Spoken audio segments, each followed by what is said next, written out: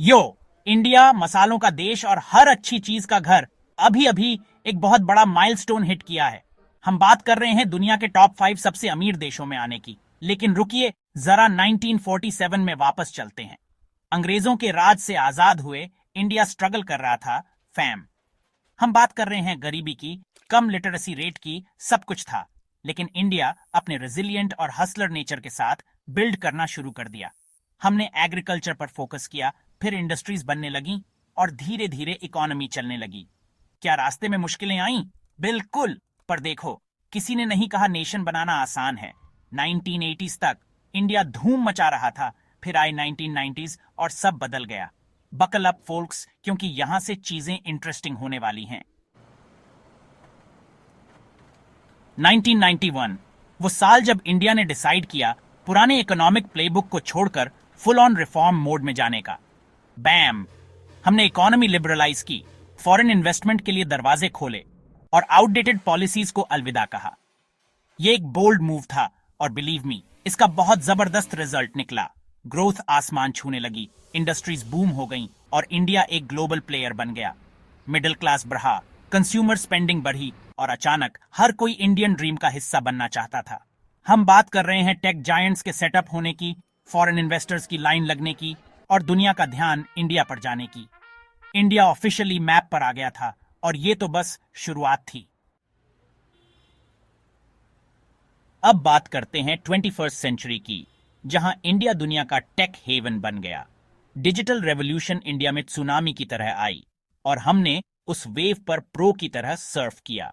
हम बात कर रहे हैं लाखों लोगों के कनेक्ट होने की, स्मार्टफोन्स के हर जगह पहुंचने की और टेक सेवी इंडियंस की एक नई जनरेशन के इमर्ज होने की।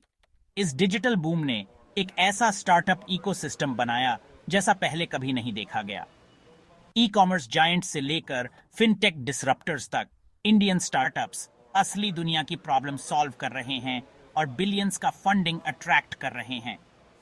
हम बात कर रहे हैं इनोवेशन ऑन स्टेरॉइड्स की, जहां इंडिया आर्टिफिशियल इंटेलिजेंस से लेकर ब्लॉकचेन टेक्नोलॉजी तक हर चीज का हब बन रहा है। दुनिया देख रही है, सीख रही है और हां, शायद थोड़ा जेलस भी हो रही है। Section 4, making India a global manufacturing hub. याद है वो मेक इन इंडिया कैंपेन? ये सिर्फ एक कैची स्लोगन नहीं है दोस्तों, ये फ्यूचर का विजन है। इंडिया बस एक कंज्यूमर मार्केट बनकर नहीं रहेगा, हम एक ग्लोबल मैन्युफैक्चरिंग पावर हाउस बन रहे हैं। हमारे पास मैन पावर है, स्किल्स हैं और अब गवर्नमेंट इनिशिएटिव्स की बदौलत हमारे पास इंफ्रास्ट्रक्चर और सपोर्ट सिस्टम भी है। स्मार्टफोन्स और ऑटोमोबाइल्स से लेकर फार्मास्यूटिकल्स और टेक्सटाइल्स तक इंडिया मैन्युफैक्चरिंग के लिए गो टू डेस्टिनेशन बन रहा है। हम बात कर रहे हैं जॉब क्रिएशन की, इकोनॉमिक ग्रोथ की और इंडिया के ग्लोबल ट्रेड पोजीशन को बूस्ट देने की। हम हर चीज एक्सपोर्ट कर रहे हैं हर जगह और दुनिया को दिखा रहे हैं कि India is open for business. Section 5, challenges and opportunities, the road ahead. ठीक है, तो हमने अच्छी चीजों के बारे में बात की, लेकिन चलो रियलिटी चेक करते हैं। इंडिया के सामने अभी भी कुछ बड़े चैलेंजेस हैं। पॉवर्टी, इनइक्वालिटी, एनवायरमेंटल डिग्रेडेशन, ये ऐसे इश्यूज हैं जिन्हें हम इग्नोर नहीं कर सकते। लेकिन इंडिया की खासियत ये है, हम चैलेंजेस को अपॉर्चुनिटीज में बदलने के एक्सपर्ट हैं। हम इन इश्यूज से इनोवेटिव सॉल्यूशंस, सस्टेनेबल प्रैक्टिसेस और इंक्लूसिव ग्रोथ के कमिटमेंट के साथ निपट रहे हैं। इंडिया का फ्यूचर ब्राइट है, 1 बिलियन से ज्यादा लोगों की एस्पिरेशंस और प्रोग्रेस के लिए कमिटेड गवर्नमेंट से ड्रिवन। तो हाँ, इंडिया आज दुनिया का 5th रिचेस्ट कंट्री हो सकता है, लेकिन यकीन मानो ये तो बस शुरुआत है। हम नंबर 1 स्पॉट के लिए आ रहे हैं और जब हम वहां पहुंचेंगे तो समोसस लेकर आएंगे। Peace out.